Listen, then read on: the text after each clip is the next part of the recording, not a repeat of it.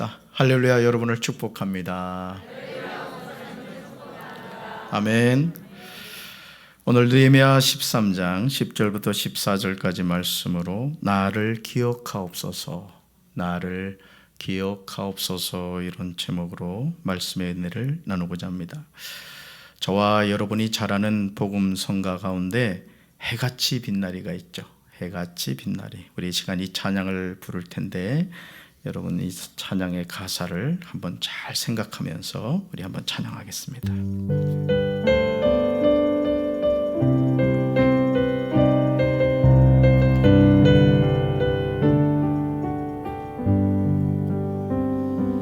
당신의 그 섬김이 천국에서 해같이 빛나리. 당신의 그 겸손이 천국에서 해같이 빛나리. 당신의 그 믿음이 천국에서 해같이 빛나리. 당신의 그 충성이 천국에서 해같이 빛나리. 주님이 기억하시면 족하리. 예수님 사랑으로 가득한 모습, 천사도 흠모하는 아름다운 그 모습, 천국에서 해같이 빛나리. 당신의 그 순종이 천국에서 해같이 빛나리. 당신의 그 사랑이 천국에서 해같이 빛나리. 당신의 그 찬송이 천국에서 해같이 빛나리. 당신의 그 헌신이 천국에서 해같이 빛나리. 주님이 기억하시면 족하리. 불타는 사명으로 가득 찬 모습, 천사도 흠모하는 아름다운 그 모습, 천국에서 해같이 빛나리. 주님이 기억하시면, 주님이 기억하시면 족하리. 예수님 사랑으로 가득한 모습, 천사도 흠모하는 아름다운 그 모습, 천국에서 해같이 빛나리. 천국에서 해같이 빛나리. 아멘. 해같이 빛난다는 이 복음성가를 부를 때 정말 큰 은혜가 되죠. 주님의 일을 하다가 담임 목사님도 알아주지 않고 부서장도 알아주지 않고 삐졌을 때는 이 찬양을 부르시면 돼요. 주님이 기억하시면 족합니다. 하지만 우리의 마음에는 천국에서 해같이 빛나는 것이 아니라 이 세상에서 해같이 빛나고 싶은 욕망이 있습니다. 저도 하나님께 인정받고 싶은 마음도 있지만 누군가에게 인정받고 싶어요. 목사님 너무너무 잘하세요. 우리 목사님 짱. 최근에 다른 교회 다니는 권사님이 아마 이렇게 설교를 들으시나 봐요. 그러면서 이렇다 저렇다 얘기를 하더라고요. 괜히 기분이 좋더라고요. 우리 식구들은 아무도 그 얘기 안 하는데, 그래서 교회를 옮겨야 되겠다 지금 그렇게 생각하고 있어요. 여러분, 이런 마음이 잘못된 걸까요? 하나님께 칭찬받으면 되고 인정받으면 되는데 사람에게 인정받고 싶어하는 우리의 마음이 잘못된 걸까요? 우리는 누구나 인정받고 싶은 욕구를 가지고 태어나죠. 사자성어 가운데 주마가편이 있습니다. 이 말의 뜻은 달리는 말에 채찍을 한다는 뜻으로 잘하는 사람을 한층 더 장려함을 이르는 말입니다. 잘 달리고 있는 말에 채찍질을 한다는 것은 부당하게 느껴집니다. 하지만 잘하는 사람을 한층 더 힘쓰도록 북돋아 주는 것이 얼마나 중요한지 인생의 경험을 통해서 잘 알고 있습니다. 하나님이 쓰신 사람도 마찬가지. 하나님이 쓰시는 사람도 그냥 우연히 쓰임받는 것이 아니죠. 하나님은 연단을 하신 후에 그 사람을 존귀하게 하나님의 사명자로 쓰시는 것을 보게 됩니다. 이런 하나님의 방법을 철저하게 경험했던 사람이 의로운 사람 욥입니다. 성경 66권 가운데 저와 여러분에게 욥기에 나오는 내용만큼 우리를 두렵고 떨리게 하는 내용은 없습니다. 동방의 의인이여 엄청난 부자였던 욥이 하루아침에 망하는 것을 보게 됩니다. 정말 있어서는 안 되는 일이 욥의 삶에 일어났습니다. 욥이 어떤 사람이었는지 욥기 1장 1절로 3절에 자세하게 기록되어 있음을 보게 되죠. 우리 말씀 같이 읽습니다. 우스라는 곳에 욥이라는 사람이 살고 있었다. 그는 흠이 없고 정직하였으며 하나님을 경외하며 악을 멀리하는 사람이었다. 그에게는 아들 7과 딸 3이 있고 양이 7,000마리, 낙타가 3,000마리, 겨릿소가 500쌍, 암나귀가 500마리나 있고 종도 아주 많이 있었다. 그는 동방에서 으뜸가는 부자였다. 아멘. 욥은 아들 7과 딸 3이 있었습니다. 양, 낙타, 겨릿소, 암나귀, 종이 아주 많았습니다. 동방에서 으뜸가는 부자였고 욥의 삶에서 부족한 것이라고는 전혀 없었습니다. 심지어 부자가 천국 가기 어렵다고 했는데 정말 놀랍게도 욥의 삶은 그렇지 않은 것을 보게 됩니다. 욥의 삶에 대한 욥기 1장 1절 하반절의 평가는 다음과 같습니다. 그는 흠이 없고 정직하였으며 하나님을 경외하며 악을 멀리하는 사람이었다. 여러분, 욥의 삶을 주목해 보시기 바랍니다. 4가지로 나눠볼 수 있는데요. 첫째, 욥은 어떤 사람이었다고요? 흠이 없었습니다. 두 번째, 욥은요 정직하였습니다. 세 번째, 욥은요 하나님을 경외하였습니다. 네 번째, 욥은요 악을 멀리하는 사람이었습니다. 그런데 하루아침에 욥은 자신에게 있던 모든 소유를 잃어버립니다. 처음에는 가축과 종을, 나중에는 부모에게 가장 고통스러운 일인 자녀들을 한날에 잃어버리고 말았습니다. 욥기 1장 19절에서 사랑하는 아들 7과 딸 3을 한날에 잃어버린 내용이 나오는 것을 보게 되죠. 우리 말씀 같이 읽습니다. 거친 들에서 큰 바람이 와서 집 내 모퉁이를 치매 그 청년들 위에 무너짐으로 그들이 죽었나이다. 나만 홀로 피하였으므로 주인께 아래로 왔나이다 한지라. 아멘. 여러분, 설상가상이 아닙니까? 욥의 삶에 난처한 일과 불행이 잇따라 일어났습니다. 그런데 이런 상황에서 욥은 정말 놀라운 행동을 하는 것을 보게 됩니다. 욥의 행동을 믿음의 관점이 아닌 세상의 관점에서 보았을 때 제정신이 아니라고 할 수 있는 그런 행동이었습니다. 우리 말씀 같이 읽습니다. 욥이 일어나 겉옷을 찢고 머리털을 밀어 땅에 엎드려 경배하며 이르되 내가 모태에서 알몸으로 나왔사온즉 또한 알몸이 그리로 돌아가올지라. 주신 이도 여호와시요 거두신 이도 여호와시오니 여호와 이름이 찬송을 받으실지니이다 하고 이 모든 일에 욥이 범죄하지 아니하고 하나님을 향하여 원망하지 아니하니라. 아멘. 욥은 그 무엇으로도 설명할 수 없는 인생의 고통 앞에서 낙심하여 주저앉아 있지 않았습니다. 고통과 실망의 자리에서 일어나는 것을 보게 되죠. 자신이 입고 있는 겉옷을 찢었습니다. 자신의 머리털을 밀었습니다.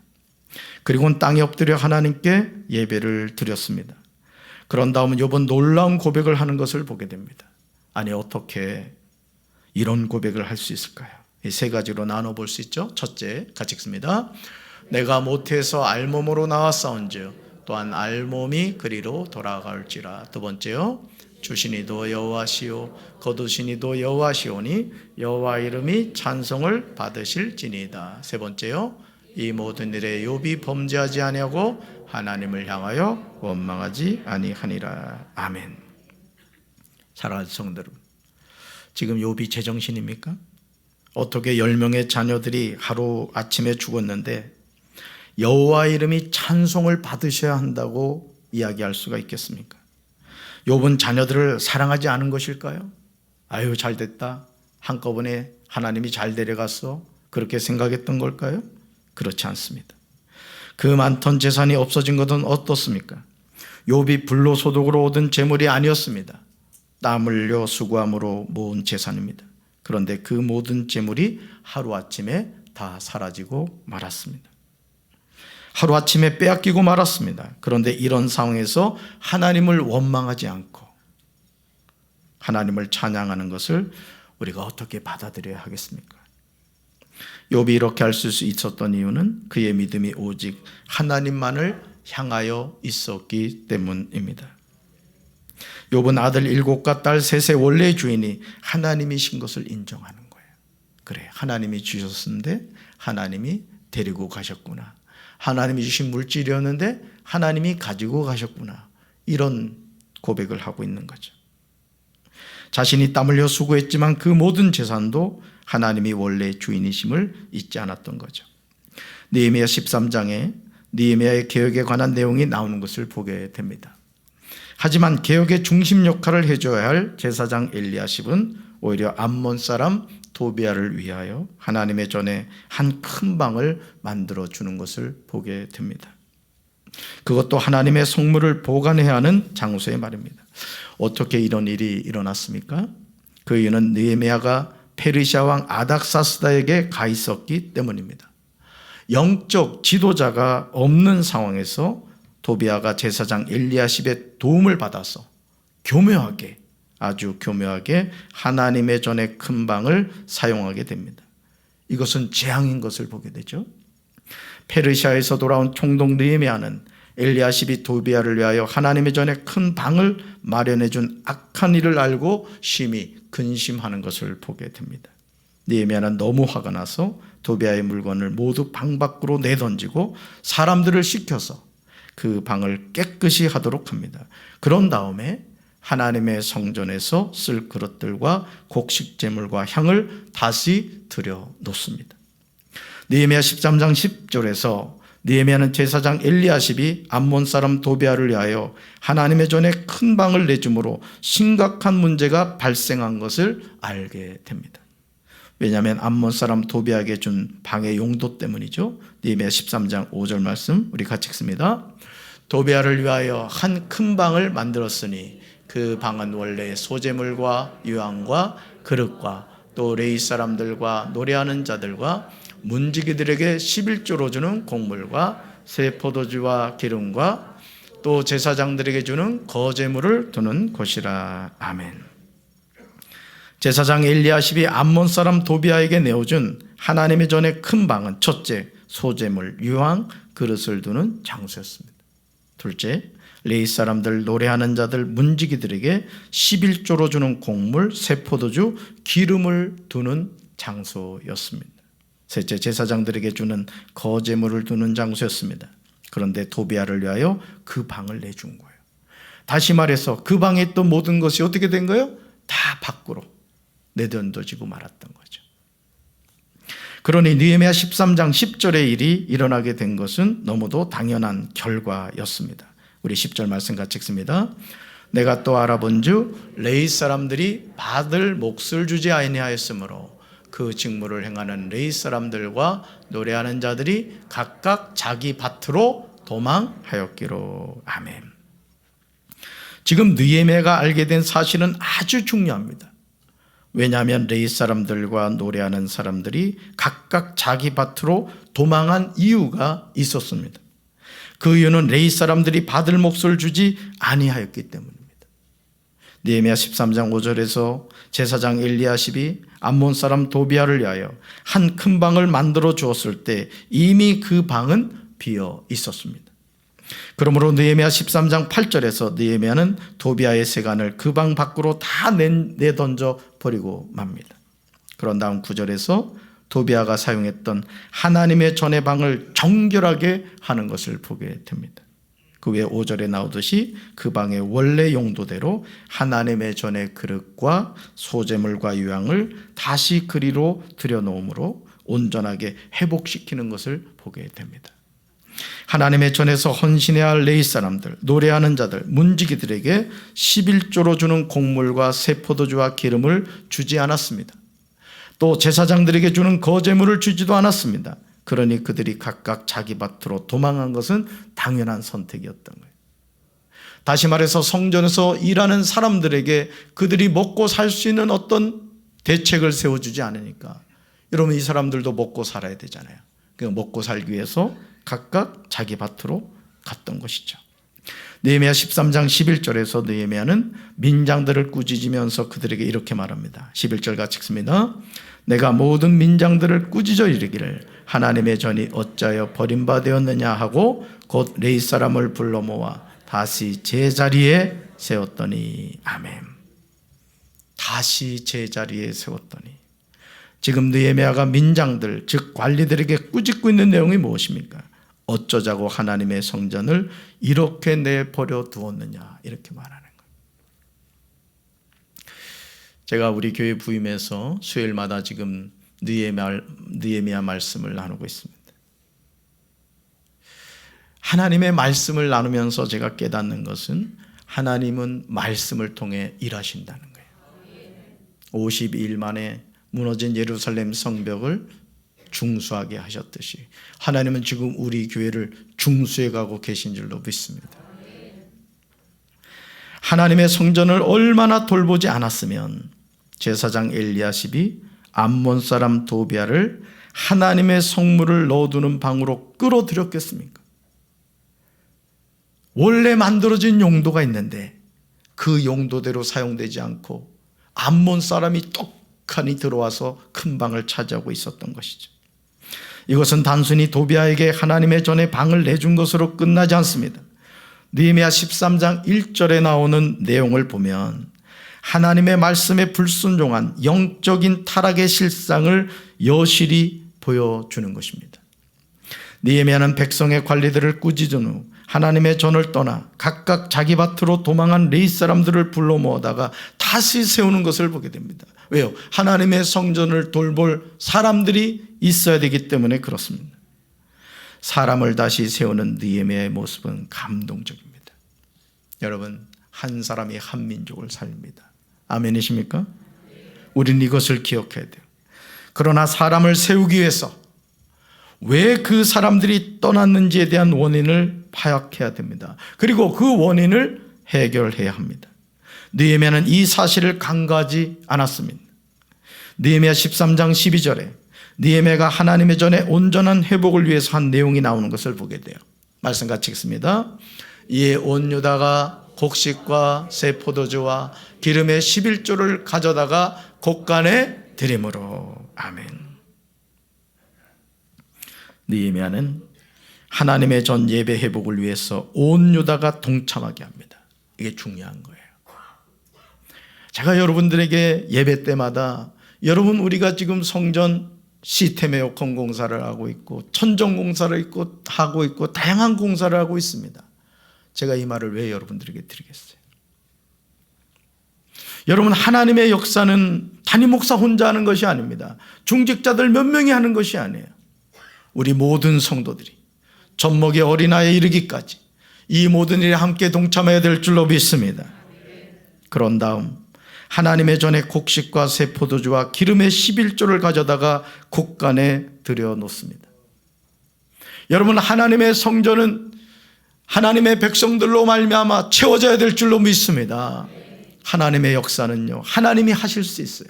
그러나 하나님의 사람을 통하여 하나님의 일을 이루어 가시는 줄로 믿습니다. 그런데 여기서 우리가 주목해야 하는 것은 느헤미야는 단순히 성전에 필요한 물품을 채우는 것으로 끝내지 않았습니다. 느헤미야 13장 13절에서 성전에서 일할 사람을 세우는 일에 전념합니다. 이것이 느헤미야가 가지고 있는 지도자로서의 탁월함입니다.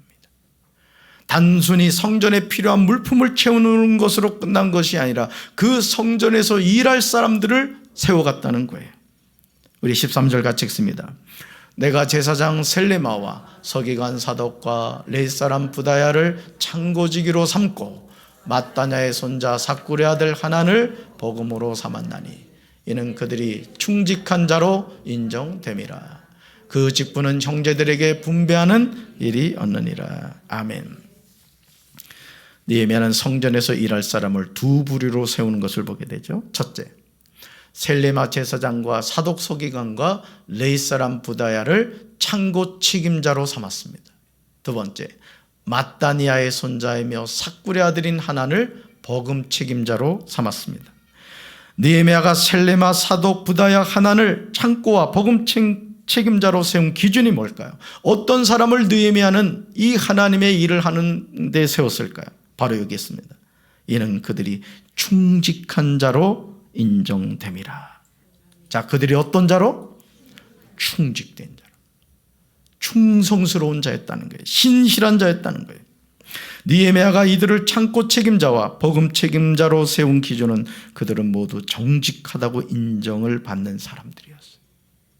오늘도 하나님의 몸된 전에서 어떤 사람이 일꾼으로 세워져야 됩니까? 이런 사람이 세워져야 될 줄 믿습니다. 그들이 맡은 일은 동료들에게 돌아갈 몫을 골고루 나누어주는 일이에요. 그러니까 정직한 사람이 세워져요. 내가 아는 사람이라고 해서 더 주고, 내가 미워하는 사람이라고 해서 덜어서 주고, 이러면 안 되잖아요. 누구한테나 공평하게, 정직하게 그 일을 해야 하는 사람이었습니다. 버금 책임자로 세웠다는 것은 돕는 자로 임명했다는 것이죠. 사랑하는 성들, 느헤미야가 하는 일이 주도 면밀하지 않습니까? 저는 우리가 느헤미야의 이런 지도력을 배우게 되기를 주님의 이름으로 축원합니다. 한 사람의 지도자는 한 조직을 살리는 거예요. 새롭게 개혁하고 갱신하는 일을 합니다. 지금 우리 교회는 이런 지도자가 필요한 줄로 믿습니다. 저와 여러분이 또 다른 느헤미야가 되어야 될 줄로 믿습니다. 느헤미야 13장 14절에서 느헤미야는 하나님께 자신의 심정을 그대로 고백하는 것을 보게 돼요. 우리 14절 같이 읽습니다. 내 하나님이여 일로 말미암아 나를 기억하옵소서. 내 하나님의 정과 그 모든 직무를 위하여 내가 행한 선한 일을 도말하지 마옵소서. 아멘. 느헤미야 13장 14절 내용을요, 세 번역으로 보시면 그 의미가 더 피부로 느껴집니다. 하나님, 내가 한 일을 기억하여 주십시오. 하나님의 성전을 보살핀 일과 예배를 드릴 수 있도록 정성껏 한 이 일을 잊지 마십시오. 여러분, 느헤미야의 마음이 느껴지십니까? 하나님, 내가 한 일을 기억하여 주십시오. 여러분, 우리가 하나님 앞에 이런 믿음의 고백을 할 수 있어야 될 줄로 믿습니다. 충성스럽게, 정직하게, 신실하게 사명을 감당한 후에 하나님 앞에, 하나님, 제가 이제까지 어떻게 사명을 감당했는지 하나님 기억해 주십시오. 이렇게 말할 수 있는 목사, 이렇게 말할 수 있는 성도들이 되어야 될 줄로 믿습니다. 느헤미야가 자신이 한 일을 기억해 달라고 하는 내용이 무엇입니까? 첫째, 하나님의 성전을 보살핀 일이에요. 여러분, 이게 느헤미야만 해야 될 일입니까? 느헤미야는요, 페르시아에서 수산성에서 편안하게 살 수 있었던 사람이에요. 그럼에도 하나님이 그의 마음을 강권하시고 그를 패망한 조국 유다로 부르셔서 무너진 성벽을 재건해가는 일에 헌신하도록 하신 거예요. 두 번째로, 예배를 드릴 수 있도록 정성껏 한 일입니다. 여러분, 성전 재건은 무엇을 위한 것이죠? 주변 사람들에게 여러분 보십시오, 우리 교회가 이렇게 멋지게 단장이 되었습니까? 이거 자랑하려고요? 아닙니다. 예배를 드리기 위해서인 거예요. 아멘. 그러니까 여러분이 예배를 드리는 장소를 잘 갖고 가는 것은 너무너무 중요한 거예요. 왜? 그 성전에 하나님이 함께 하시기 때문에. 느헤미야 13장 14절을 통해 느헤미야의 중심이 어디에 있는지를 알 수 있습니다. 느헤미야가 패망한 조국 예루살렘을 생각하며 그의 마음에는 하나님의 성전을 회복하는 것에 마음을 두었던 거예요. 무너진 예배를 다시 회복하여 드리는 것이었습니다. 저는 우리 교회 모든 예배가 회복되어야 될 줄로 믿습니다. 그러므로 이제 우리는 또 다른 느헤미야로서 무너진 성전과 예배를 회복해야 될 줄로 믿습니다. 하나님이 찾으시는 한 사람은 온전한 예배자로 바로 서야 돼요. 예배를 회복할 때 원수의 조롱과 수치를 당하지 않게 됩니다. 저는 이렇게 교회를, 저희 교회도 그렇습니다만은 다른 교회를 가면 눈에 보이는 게 있어요. 얼마 전에도 교육자에게 있어서 어느 교회를 갔어요. 모처럼 교회 식당에서 정말 모처럼 맛있는 밥을 먹었습니다. 밥을 먹고 커피를 한 잔 마시려고 갔는데 거기 거미줄이 있는 거예요.